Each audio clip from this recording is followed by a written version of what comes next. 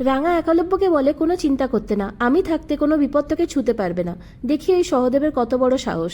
এই বলে নিজের হাতে তীরধনুক তুলে নেয় রাঙা। পরের দিন সকালবেলা আমরা দেখি প্রমিতা আর নবারুণ এসছে। তাদেরকে দেখে খুব খুশি হয় রাঙা।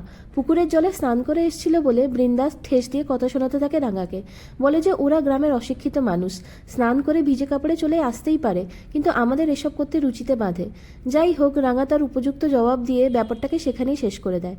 এরপরে একলব্য এসে সকলকে গতকালের ঘটনা জানায় আর বলে পুলিশে খবর দিলে ভালো হয়। তবে বুধন আর গ্রামের সবাই তাকে অভয় দেয় যে রাঙা আমাদের গ্রামের গর্ব, তোদের জন্য আমরা প্রাণপণ লড়াই করব। এদিকে আমরা দেখি যে সহদেব কিছু মেয়েকে বন্দি করে রেখেছে একটা ঘরে। সহদেব আসলে মেয়ে পাচারের সাথে যুক্ত। অসহায় মেয়েগুলো কান্নাকাটি করলে ধমক দিয়ে চুপ করাতে থাকে তাদেরকে। তারপরে সহদেবের একজন সাগরেদ জানায় যে একলব্য চেষ্টা করেছিল পুলিশে খবর দেওয়ার, রাঙা তা দিতে দেয়নি। রাঙা এখন গ্রামের পাতি মেয়ে নয়, সে এখন স্টেট চ্যাম্পিয়ন। ওর কিছু হলে পুলিশ মিডিয়া সবাই চলে আসবে। এদিকে গ্রামে বেশ করে আয়োজন করা হয়েছে জামাই আপ্যায়নের, যা দেখে আপ্লুত একলব্য আর তার পরিবার। রাঙা ভালোবেসে সবাইকে খাওয়াচ্ছিল, তখন বৃন্দা ছদ্মবেশে থাকা সুব্রতর সাথে প্ল্যান করছিল কিভাবে নবারুণের ক্ষতি করা যায়।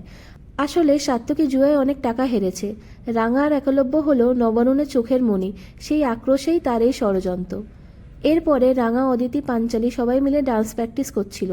একলব্য সেখানে আসে আর তাকেও সবাই অনুরোধ করতে থাকে প্র্যাকটিস করার জন্য। রাঙাও ইচ্ছে করে বলে, এইটুকুই তো চেয়েছি বল তোর কাছে। তখন একলব্য রাজি হয়ে যায় আর ডান্স প্র্যাকটিস করতে থাকে। এই সময় একলব্য আর রাঙা একে অপরের কাছাকাছি আসে। কিছুক্ষণ পরে রাঙার কাছে সত্যজিৎ সিনহার কল আসে। সত্যজিৎ সিনহা আর তার টিম ছদ্মবেশে ছিল।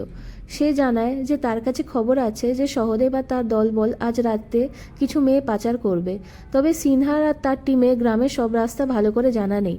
রাঙা বলে, কিচ্ছু চিন্তা করিস না, জঙ্গলের সব রাস্তা আমার নখদর্পণে, আমি তোদেরকে সাহায্য করব, ওই মেয়েগুলোকে যে বাঁচাতেই হবে।